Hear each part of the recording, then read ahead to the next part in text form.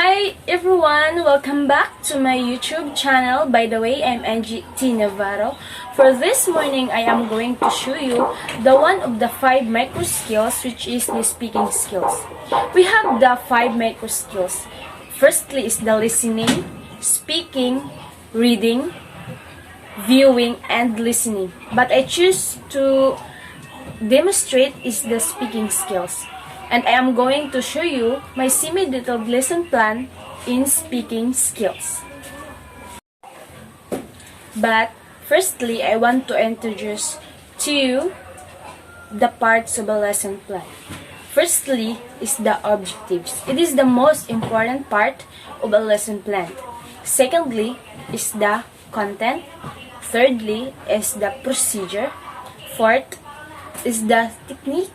And the fifth is the assessment. It is the most important part that we can locate in our semi-detailed lesson plan. Say what you mean and mean what you say. Saying what you mean is precisely that communication is all about. Anytime you speak a sentence, make a gesture, or merely grunt, you are saying you have some ideas in your mind that you wish to transfer to another person.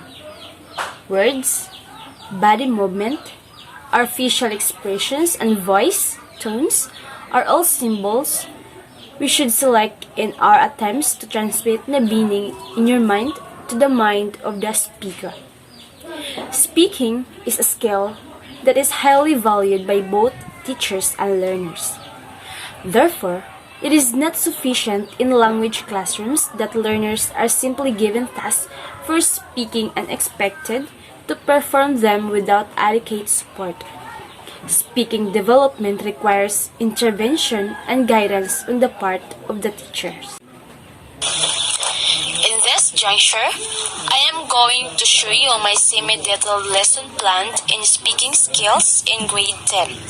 Firstly, let's start with the most important part of a lesson plan, which is the objectives.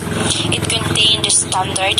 The learner demonstrates understanding of how world literature serves as a way of expressing and resolving one's personal conflicts through using strategies in linking textual information, referring or enhancing communication, and crafting formal, informal word definitions, the ethics and strategies of public speaking, and using of emphasis markers in persuasive text. Next is the performance standard.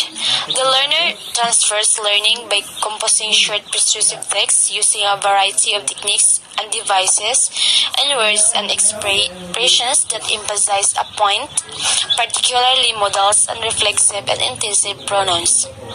The next, the competencies. It contains the grammar awareness and the specific objectives. At the end of the lesson, the students are expected to, this is the objectives of my lesson plan, differentiate the reflexive and intensive pronouns, develop a sense of teamwork and cooperation through collaborative online activities, and accurately use these pronouns in making persuasive blog to fight the COVID-19 pandemic. The next part is the content, which contain the topic, which is the reflexive and intensive pronouns, the reference. Of course, it is the most important too. If we are going to have a lesson plan, then the materials that we are going to use. The materials that I use in my lesson plan is the PowerPoint presentation videos, online application, Mentimeter, Kahoot, Zoom, WordPress, and the method of my lesson plan, with each the interactive, inductive, learning through writing, and using song. Next is the procedure. It contains with the preliminary activities, the greetings. The greetings of my lesson plan is that the teacher will start the class with a short prayer, greetings, checking of attendance, and reminders on things they need to do during the online class. The priming 2.1 review. In this part, the teacher will ask the students to recall their last topic with the definition of personal pronouns and its examples. 2.2, the motivation of my lesson plan. Using the provision of share screen in Zoom, the teacher will play a 3-minute music video presentations of songs containing reflexive pronouns.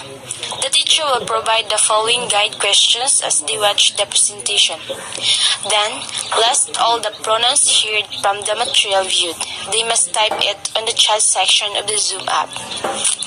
Then the 2.3, the introduction of my lesson plan. As a teacher, note of the words listed by the students. She will direct them to open Mentimeter.com. In this part, she will give the code of the Mentimeter.com to the class so that the students will be able to comment on 2 questions she posted on the website.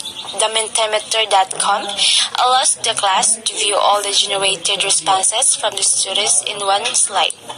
As the class answers, the teacher will share her screen to show the answers of her students, and the students need to respond on the following.